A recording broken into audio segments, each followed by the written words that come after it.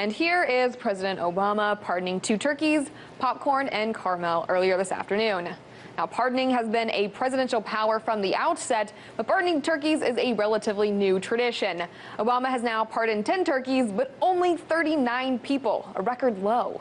President Harry Truman pardoned or commutated 1,537 people by his 6th year in office, but there's no records of him pardoning any turkeys, though he did pal around with them. It was Ronald Reagan who officially pardoned the first turkey. Under his presidency, pardons and commutations started dropping significantly. Reagan only pardoned 313 people by his 6th year in office. But Barack Obama's 39 pardons and 1 commutation is a record low even for modern-day presidents. Bill Clinton pardoned 77 and George W. Bush pardoned 99 by their 6th year in office. There are a few reasons for this. One is a political liability.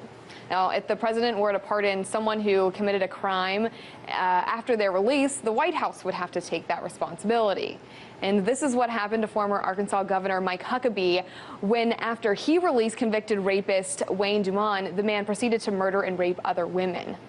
Now, another reason is because only the Department of Justice has the authority to review clemency petitions.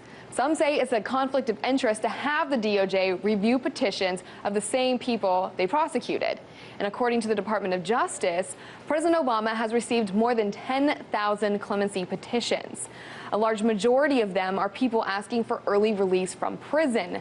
But the Obama administration is looking for other ways to lessen the U.S. incarceration rate, which is the highest in the world. A good portion of these prisoners are behind bars for nonviolent drug-related charges. Just in August of this year, Attorney General Eric Holder said the Department of Justice will no longer pursue mandatory minimum sentences for low-level nonviolent drug offenders.